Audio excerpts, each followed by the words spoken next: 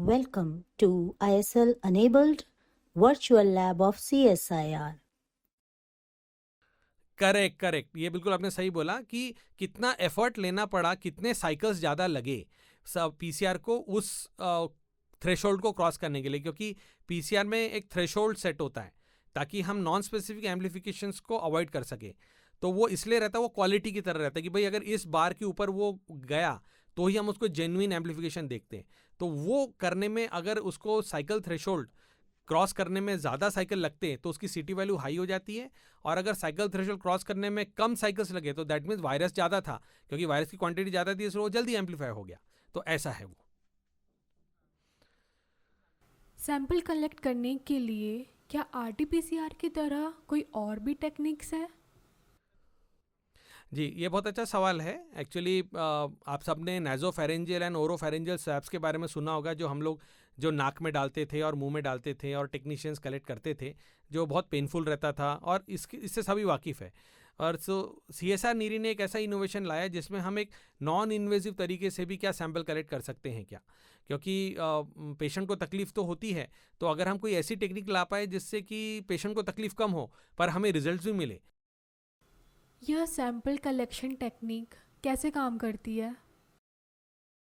इस तकलीफ को मद्देनजर रखते हुए हमने एक टेक्निक विकसित की जिसे हम सलाइन गार्गल मेथड बोलते हैं। तो इसमें क्या होता है कि एक गार्गल लिक्विड है, जो 5 ml का गार्गल लिक्विड है जो हमने तैयार किया है, जिसको आपको अपने मुंह में लेना है और 30 सेकंड का गार्गल करना है, और उसके बाद में 30 सेकंड का आपको मुंह में रिंस करना है।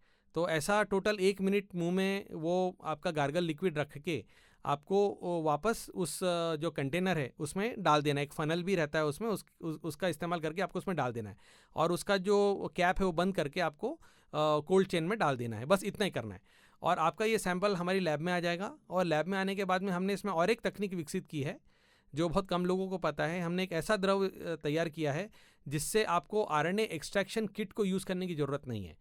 आरएनए एक्सट्रैक्शन किट्स जो होती है वो बहुत कॉस्ट ऐड करती है आरटीपीसीआर में।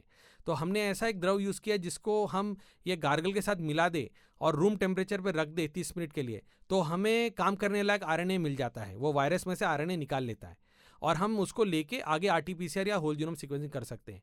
तो इस नाइस, यह तरीका तो काफ़ी लाभदायक और किफ़ायती रहा होगा। बहुत कॉस्ट कम हो गया, और इन्हीं दो बड़े फीचर्स को देखते हुए ऑनरेबल जो यूनियन कैबिनेट हेल्थ मिनिस्टर थे डॉक्टर हर्षवर्धन, उन्होंने इसको गेम चेंजर टेक्नोलॉजी बोला था, और नीरी को इसकी बधाई भी दी थी। और इस टेक्निक को हमने 3 बड़ी कंपनीज इंडस्ट्री पार्टनर्स को कमर्शलाइज भी किया है, जिनमें से एक हाई मीडिया है और एक मेरिल है और एक एमएस प्लास्टी सर्ज है जो एक एमएसएमई यूनिट है। और देश की सेवा के लिए हमने इस टेक्निक को देश को समर्पित किया है। हमने इसका कोई कॉस्ट चार्ज नहीं किया। हमने इस टेक्निक को फ्री ऑफ कॉस्ट इसका नो हाउ इन तीनों कंपनी को दिया है ताकि इसका प्रोडक्शन कर सके, क्योंकि हम वैज्ञानिक लोग हैं, हम तकनीक का निर्माण कर सकते हैं पर हम इंडस्ट्री लेवल पे उसको प्रोड्यूस नहीं कर सकते। तो हमें इंडस्ट्री का साथ लगता है, क्योंकि स्केलिंग अप करने के लिए इंडस्ट्री के पास वो ताकत है। इनोवेशन पावर सीएसआर के पास है, नीरी के पास है, अनुसंधान केंद्रों के पास है, पर बनाने की जो क्षमता वो इंडस्ट्री के पास रहती है। तो इसको देखते हुए हमने इसको स्केल अप, इसका तो पहले हमने आईसीएमआर और डीसीजीआई का अप्रूवल भी लिया, क्योंकि कोई भी तकनीक को अगर हमें अगर मार्केट में उतारना है, लोगों को यूज़ करने में लाना है, तो उसको हमें 2 क्लियरेंस बहुत ज़रूरी होते हैं। एक आईसीएमआर के जो Indian council of medical research है, और दूसरा DCGI which is drug controller general of India. तो ये जो डीसीजीआई है ये ही हमें अनुमति देती है क्या इसको हम इंसान में यूज़ कर सकते हैं क्या। तो ये दोनों अनुमति मिलने के बाद में हमने इसको कमर्शलाइज कर दिया, और इसको हम अभी अपने जो डे टू डे जो आप लोग यूज़ कर रहे हैं नागपुर में, जो इतनी प्रसिद्ध तकनीक हो गई है, ये हमें यहाँ हाई मीडिया, मेरिल और प्लास्टिक सर्च की ही किट्स है जो आ रही हैं, और भी कई प्राइवेट लैब्स हैं नागपुर में जो इसका इस्तेमाल कर रहे हैं। और ये तकनीक अभी जो बाकी कमर्शियल पार्टनर्स हैं वो इसको अभी विदेश में भी एक्सपोर्ट करने के लिए एक्सपोर्ट लाइसेंस ले रहे हैं, और इस पे आगे का भी जो अप्रूवल का काम है वो जारी है। बट इस तकनीक ने हमको बहुत सुविधा दी, क्योंकि एक तो क्या है कि इस तकनीक को हम दूर दराज के गांव तक भी ले जा पाएँ, क्योंकि अपने देश की 70% जो जनसंख्या है वो गांव में रहती है, और केवल 30% के आसपास ही जनसंख्या अपने शहरों में रहती है।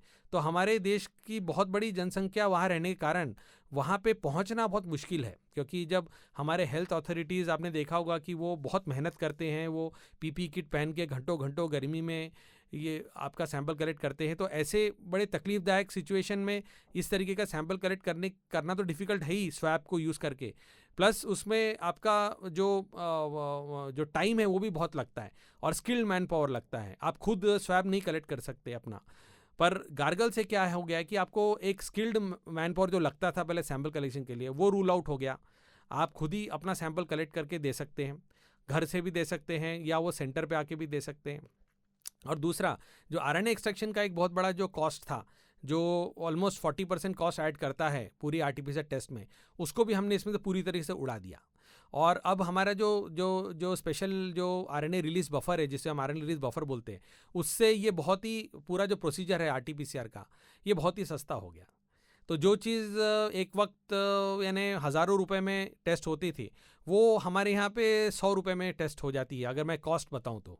वैसे तो एज अ गवर्नमेंट हम लोग सबको ही टेस्ट फ्री ऑफ कॉस्ट ही देते हैं करके, किसी से कोई चार्ज नहीं करते। बट अगर कोई इसको प्राइवेट लेवल पे भी करना चाहे तो वो काफ़ी कॉस्ट इफेक्टिव वे में इसको कर सकता है।